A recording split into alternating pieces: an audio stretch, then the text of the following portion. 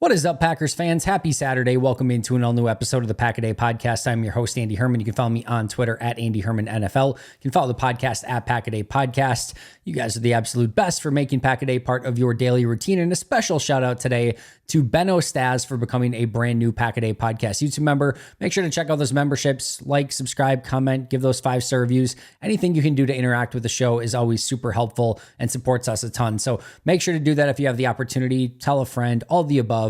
That would be amazing. Of course, check out Autograph as well. If you have not downloaded the Autograph app, it is so easy. Take your phone, go to App Store, download Autograph. There you go. Use code PACKADAY if you want as a referral code. But they have everything, all the Packers news, notes, everything you need, all the best stories, all the best podcasts. By the way, top 3 downloaded podcasts on Autograph this week, all Pack-A-Day. Love to see it. Exclusive content from myself and other Packers content creators as well. Just did an episode with the 3 big matchups for this game. So just go check it out. Plus you can get no fee tickets there as well, making everything just insanely easy. So check out the Autograph app. Of course, on Friday, we got the injury report as well. From the Vikings standpoint, they got mostly good news. Ivan Pace Jr., the only Viking that is out in this game. Jordan Addison, Sam Darnold, Dallas Turner, all their other injuries, they are cleared and good to go. So Ivan Pace, definitely a big loss. He is a very good run defender, but he will be out of this game for Minnesota. They still have a lot of versatile pieces on defense. We're going to go over that today. Of course, our main topic is going to be the film breakdown of the Minnesota Vikings, so we'll get there in just a moment. From an injury standpoint for the Packers, Jordan Morgan remains out. No surprise there. He didn't practice all week. There was no question of limited, not limited. It's like he was out. So no surprise there, but he will remain out this upcoming game against Minnesota. Carrington Valentine, doubtful. He did not practice on Friday after practicing earlier in the week. Not sure if this was a setback or if this was part of the plan all along, that they wanted to get him some work, but doubtful with no practice Friday means he is unlikely to go in this game. And then, of course, you have the big question marks, the crux of this entire matchup, or so it seems. The 2 players that are listed as questionable, Jaire Alexander and Jordan Love. And Jaire Alexander, will start there, did not practice on Friday. That is usually not a great sign. Now, when you're Jaire Alexander, and I'm sure Jaire Alexander is pining to go against his Vikings team and Justin Jefferson, I'm sure he is going to fight to try and play if there's any way possible. But when you don't practice on Friday and you have a second ailment that shows up, he's got a quad and a groin at this point, that is not a great sign for Jaire Alexander. And even if he does play, can he make it through the game? Does he come close to 100%? Those are going to be massive question marks in this one. So that will definitely be a huge one to keep an eye on an hour and a half before kickoff, and could be one of those inactives that really completely change the course of this game. Now, Corey Ballantyne stepped up massive a year ago.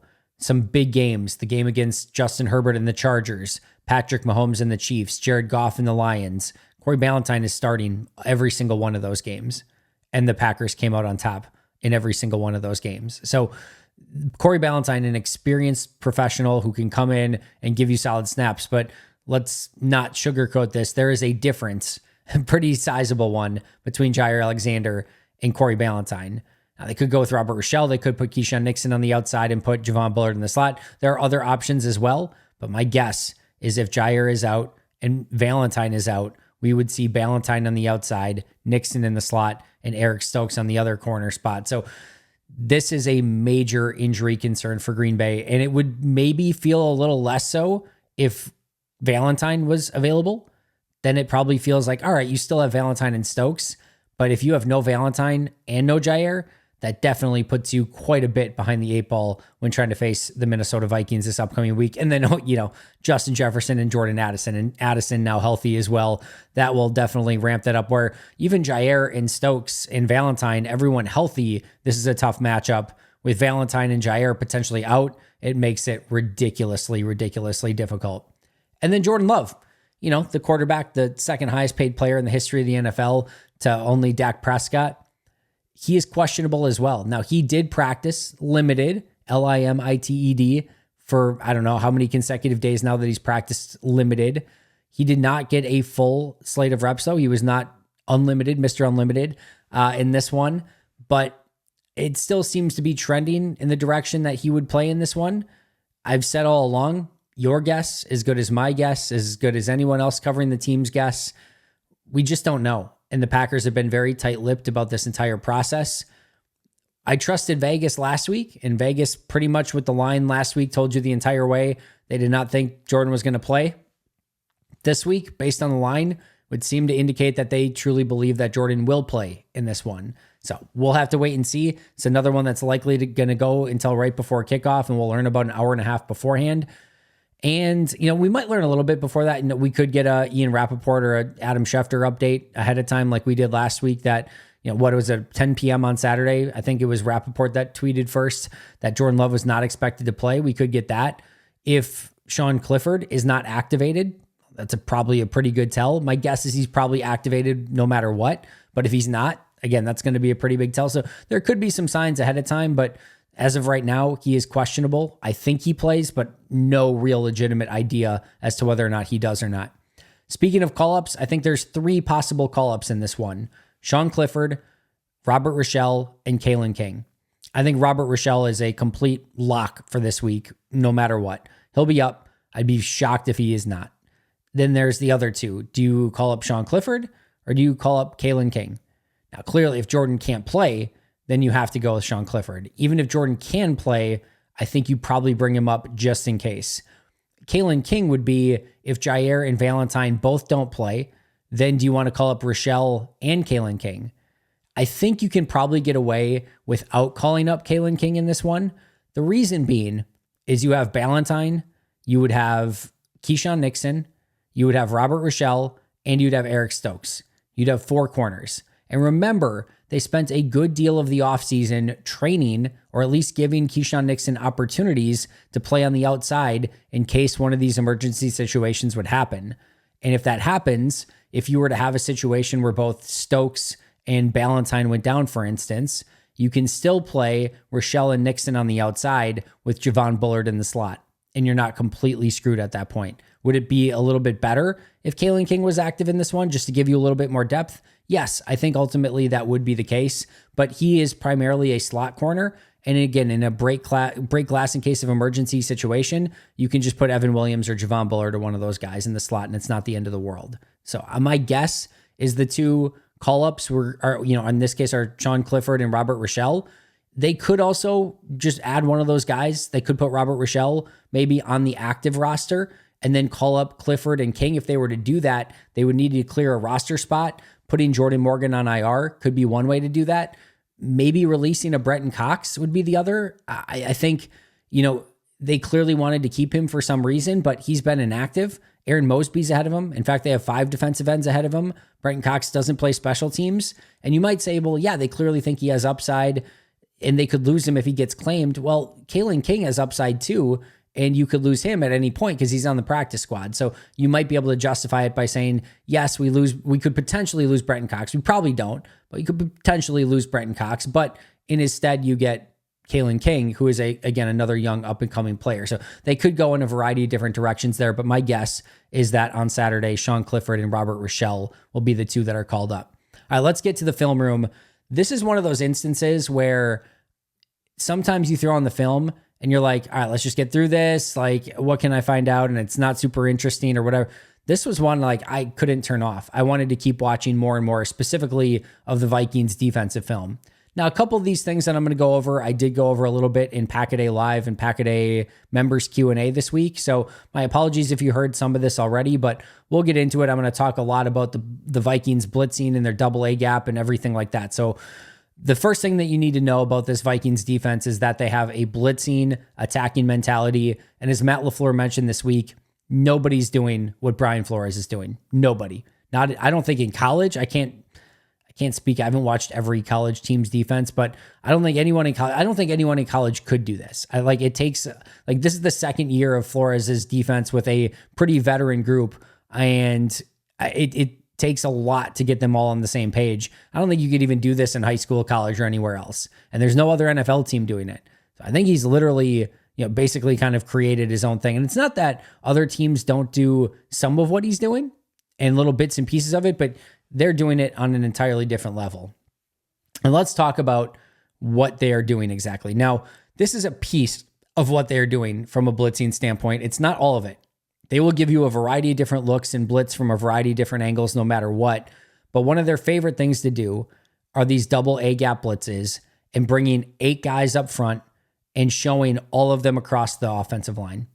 So if you're imagining you've got your 5 guys on the offensive line, maybe you've got a tight end lined up there as well. You've got a running back in the backfield, or what Houston did a lot, they brought 2 guys in the backfield just to help pick up the blitz. You're protecting somehow with probably 7 guys. You've got your quarterback as your 8th, and then your 3 wide receivers. That's what you're looking at. Minnesota's got a lot of times 8 guys lined up right in a row, right on the line, one after the other against this, against that offensive line, against that offensive front.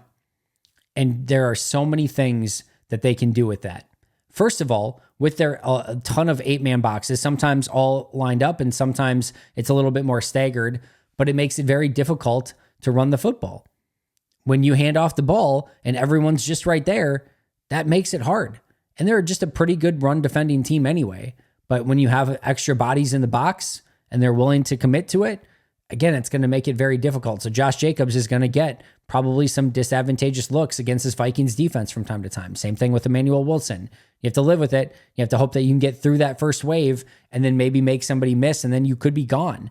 But that's Minnesota's betting that they can get you to the ground more often than not. And even if you do get past that first wave, that whatever safety's back there, a lot of times Harrison Smith, he'll clean it up, get you down, and it'll be an 8-9 yard gain. And it won't be that 50, 60, 70 yarder that would potentially break it or break them from maybe playing that style of defense. But here's the thing. You've got those 8 guys up, double A gap a lot of times, which meaning you've got 2, usually linebackers, but not always. They'll do a variety of mixing and matching right over your center, but like 1 on each side. All right. So you have this 8-man look. They'll walk all those guys up to the line, and you have no idea what is going to happen. It is really fun to watch from a defensive standpoint. Not going to be fun as a Packer fan this week, but what they will do is they will bring 3 guys. They will bring 4 guys. They will bring 5. They will bring 6. They will bring 7. Not usually 8, but they'll bring somewhere between 3 and 7. And based on their look, I posted a video on Twitter, about a 2.5-minute video of 7 third and long and 4th and long situations where they did this. Go watch it. You will not be able to tell who's coming. And that is the difficult part. You won't be able to tell who's coming, and you won't be able to tell how many are coming. And it could be 3, it could be 7, or anything in between. And you just don't know. That's part 1 of the difficulty of this. And that is just a small piece of it, that you don't know if it's going to be 3, 7, or anything in between. All right, that's the first thing to know. And it's impossible to tell who is blitzing. So how many people are blitzing, and even if you knew, even if they said, we're going to rush 4 on this one, you don't know which 4 that it is. And what I mean by that is you might see their standard 4 defensive front, 2 defensive tackles, 2 edge rushers. You might see a normal 4-man rush with everyone else dropping back into coverage. You might see 4 guys come from the left. You might see 4 guys come from the right. You might see 4 guys come right up the middle. You could see, again, a 3-man rush. There's a play against Houston where they go 3-man rush, but again, there's 8 across the line. It looks like they're going to bring 8. They bring 3. They put everyone else back in coverage. The defensive tackle gets a pretty clean look because the center's not sure who's coming where. Defensive tackle gets passed, and it's an immediate pressure on the quarterback. The quarterback escapes a little bit, CJ Stroud, but it's an immediate pressure on the quarterback. And all they did was bring 3. But they didn't know how many were coming. They didn't know which 3 were coming. They didn't know anything pre-snap, which makes you have on high alert for everything that's going to potentially happen. And again, they will bring a variety of different blitzes and stunts and everything. They'll bring corners, safeties, linebackers, defensive linemen. They'll have a bunch of defensive backs on the field out at once. It is, again, chaotic in all the best ways if you're a defensive mind. You want chaos. Minnesota is bringing chaos. And it puts a ton of stress on the quarterback and the offensive line to just try to identify pre-snap and figure out who is blitzing. How many guys do we want to stay in and protect? And the other crazy thing from Minnesota's side is they can adjust post-snap. Meaning, what will happen from time to time is they'll show a blitz maybe from the left side. Let's just say that. And the Packers might swing it and say, we're going to protect left. We're going to max protect left. We're going to slide that blocking coverage to the left. And then they snap it. They see Green Bay sliding their line to the left. So they will drop out on the left, and all of a sudden a couple more guys will come from the right. And they will do that post snap. They have the ability to have that, crazy, just, kind of trust in one another and understanding that, we don't want to run into where all their protection is. So, all right, we'll go back in coverage and we'll let those guys come. Like, it is crazy, some of the advanced things that this Minnesota defense is doing. And what I mean by saying it puts a ton of stress on the quarterback, it speeds up the quarterback so much. Because if you're the quarterback, you don't have the ability to count in real time. This is coming in an instant, especially with some of these guys that come right up the middle. It is coming instantaneously. You don't have the ability to call a Zach Morris timeout. That's a very old Saved by the Bell reference.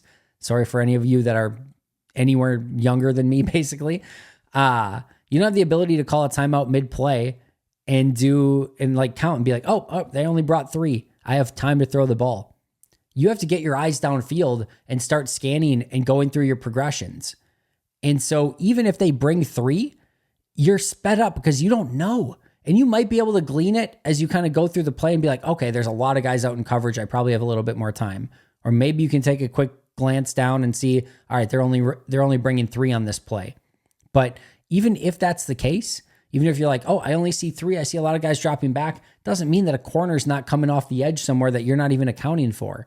So because you're so constantly aware of all these different pressure packages that Minnesota is bringing, you inherently speed your clock up. And you get a little antsy and you start, Sam Darnold, as he said the one time, seeing ghosts. You start seeing ghosts of like, oh, I got to get rid of the ball because I don't want to take a sack. I don't want to get hit. And it happens. You can see it happened with CJ Stroud last week. So it speeds up the quarterback even when they aren't pressuring. We talk with, Matt will say the illusion of complexity on offense. This is the illusion of pressure where it feels like they are bringing 7 even when they're only bringing 3 or 4, because they'll bring 7 guys enough or 6 guys enough where you start getting used to that. You start getting used to the pressure. And again, it just speeds up your natural time clock in your head. And that can have a very negative effect on an offense. And then the last thing that they can do out of this is they can amoeba their way into anything. Talked about this earlier this week, and James Jones did a great job of breaking it down. They did on NFL Network, but there's a play where everything looks like they're going to pressure heavy. And all of a sudden they go from a heavy pressure look, this 8-man, or this aggressive, front line from Minnesota with looks like 3-4 guys in man coverage playing off. And they snap the ball and they amoeba their way into a cover 2 defense where the corners are playing safeties. The safeties are playing corners. 3 random players are dropping in the middle of the field in coverage and they're bringing 4 random players off that front. And there's no way. You look at that and it's man every single day looking at it pre-snap. I mean, it is a telltale up there playing man. And then all of a sudden it merges into a cover 2 out of nowhere. It is maddening if you are a quarterback. So their ability to adjust post-snap, amoeba their way into crazy looks, speed up the quarterback even when they're only bringing 3 or 4 guys, not have a tell on who's blitzing or how many people are blitzing. It is fun to watch, but a nightmare to game plan against. So what can Green Bay do to counter that? Well, the biggest thing, stay balanced and stay out of 3rd and longs. That is going to be a nightmare if you have to get into some early 3rd and longs or some obvious passing situations, or just if you become predictable. If you become predictable on offense and you're just going to be passing all day, Minnesota is going to have a field day. That is exactly playing into their hands. So you got to continue to run the ball. You got to stay in measurable and pick upable down and distances on 3rd downs and not get too far behind, because those 3rd and longs will be killers against Minnesota. One of the things that Green Bay did in their game last year, I think it was just 1 or 2 times, but it worked, is Minnesota's doing a lot of crazy stuff to get up to the line and communicate with one another. It seems like, kind of like the ability to come up and see what Green Bay's doing or whatever team they're playing is doing and make their adjustments and talk to each other. Green Bay last year counteracted that a couple times by getting up to the line quick and snapping it right away. Minnesota wasn't set and ready. So some of that tempo and getting up to the line of scrimmage, immediately calling a play, that can kind of take Minnesota out of some of that communication and knowing who should blitz, who shouldn't blitz. And sometimes you don't get many of those, or as many of those dangerous blitzing packages. I think the other thing too is if they wanted to do that, they could go a little no huddle. Again, get them out of their comfort zone, not have as much time to communicate in between, and just get that tempo going, get that pace going, and give maybe the offense a little bit more of an advantage. Cadence is another one. By using cadence, you might be able to get a couple players to tip their hands that they're actually going to be blitzing. That can give Jordan Love or Malik Willis, if you can do it, a big opportunity to sort of understand what's going on pre-snap when Minnesota usually tells you nothing pre-snap, or maybe you get even a free play out of it. I think sometimes you could theoretically go spread. You can't live out of it. That'll be something that like most teams know how to defend in that situation. But if you want to get them out of some of those double A gaps, theoretically Minnesota could still do it. But then you're truly playing man-to-man 5-on-5 on the outside. And you could stack 4 on one side, 1 on the other. And if they're going to show that double A gap, you just throw to the guy outside and you've got 3 blockers. You could do some spread stuff. So I'll be interested to see if Green Bay has some of that. Also, Jordan Love last year showed the ability, and the Athletic Football Show was talking about this.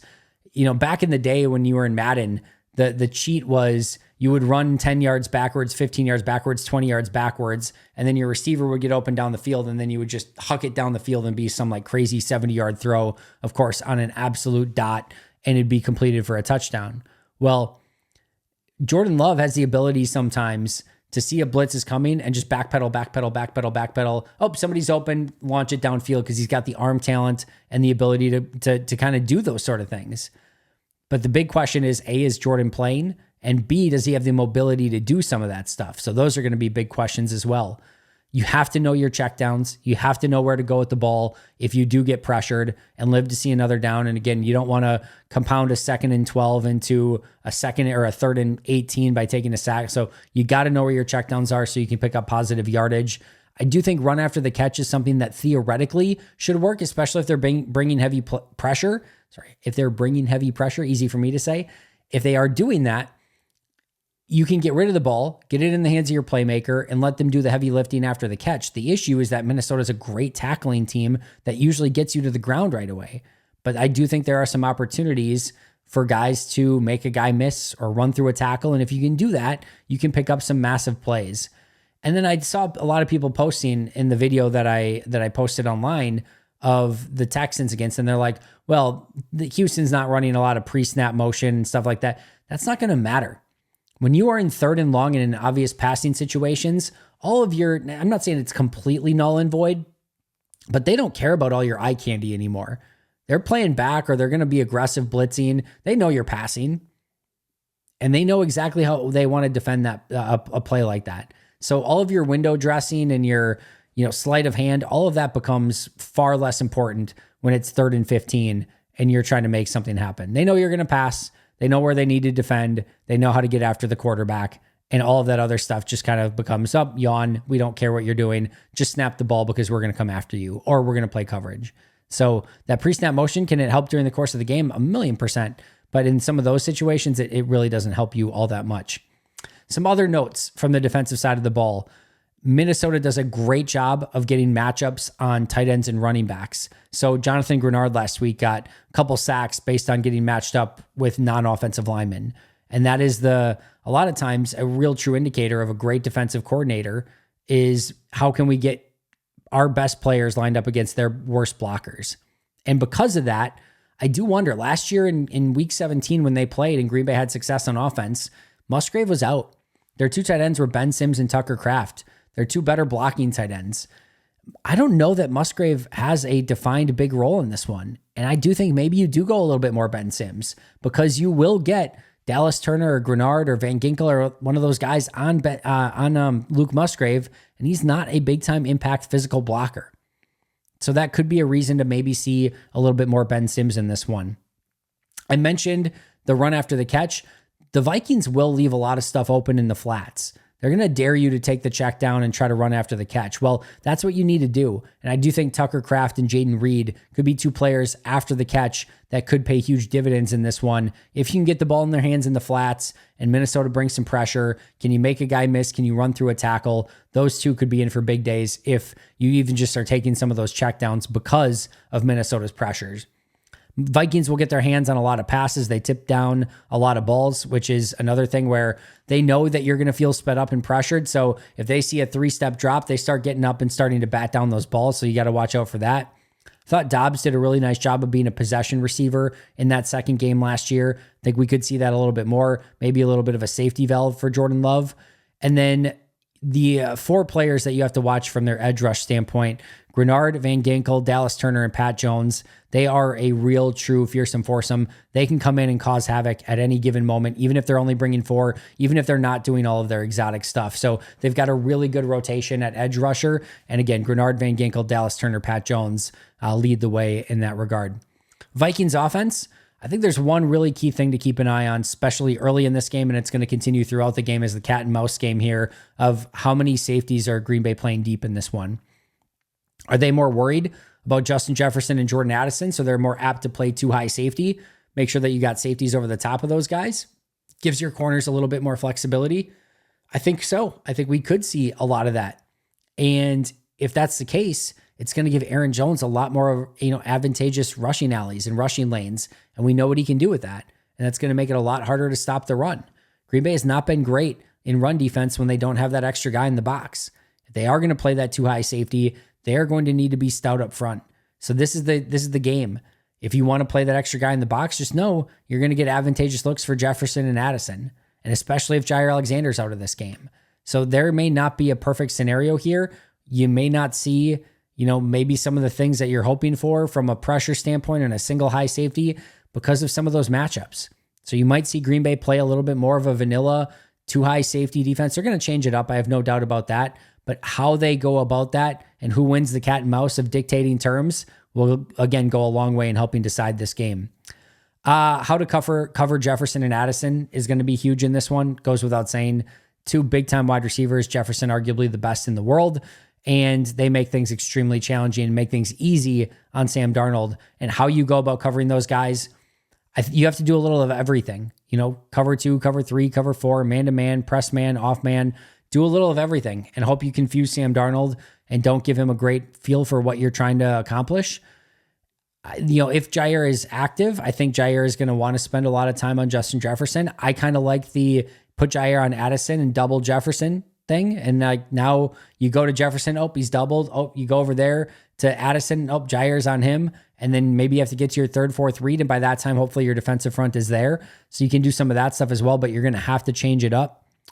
The Vikings will take easy throws on off coverage looks. So if you're going to play them off, they'll just run some quick outs. They'll run some quick comebacks and they'll get the easy completions. You just better hope you get them to the ground because if you let them make a guy miss, they will get some big plays out of it, but they're happy to take, if you're going to give them something, they will take advantage of it. And if you give them a 5, 6, 7, 8 yard completion, they're just going to take it and say, thank you. And they're not going to think twice about it. So they will definitely take those. Aaron Jones remains incredibly slippery. He looks like Aaron Jones, which is not what you want to hear going into this week, but he looks really, really good right now.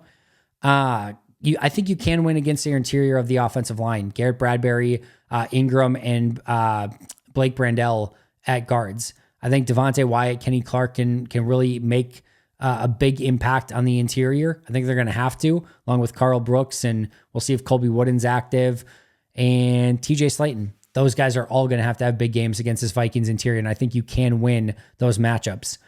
What else do we got here? Sam Darnold can really spin it. I posted an out route, and man, does he have an arm.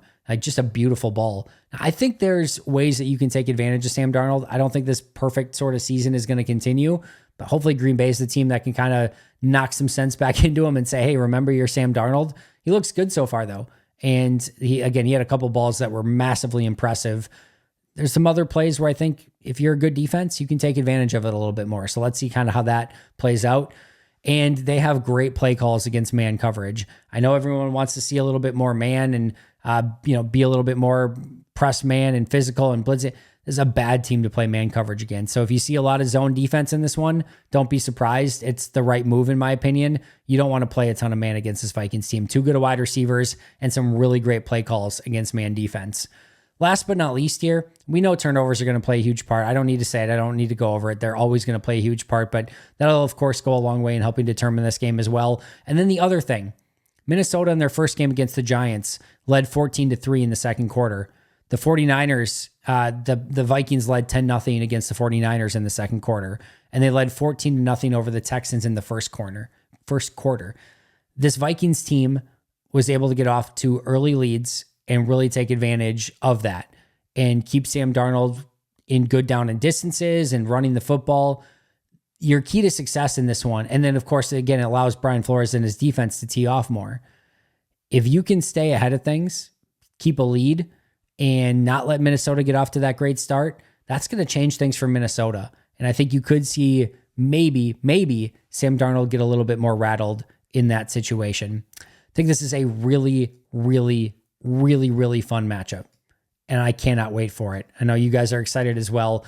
We, of course, have a lot of pregame shows. We'll be back right here tomorrow. I will be previewing the game, kind of going over my keys to the game, as well, of course, our audio Pack-A-Day podcast team. Ross Uglum's got a couple great videos breaking down the Vikings offense and defense for Pack-A-Day members, so make sure to check all that out. I appreciate you guys a ton. It'll be Sunday before you know it. Shout out to our Hall of Fame and All-Pro members, Most Hated Minnesotan, PJ Wynn, John Wild, Shea Dad, Brandon Paletta, Jennifer Wright, Boom Handle, Donald Lee, Lori Lord, Baby QB, David McCluskey, Donald Decker, Dan Miller, Alex Swong, Arnoldo Espinoza, Peter Ritaka, SoCal Pack, Dan Guessford, Love and Football, Jay Zimmerman, B. Brown, and Jay Foreman. I'll see you guys tomorrow, but until next time, and as always, go Pack Go.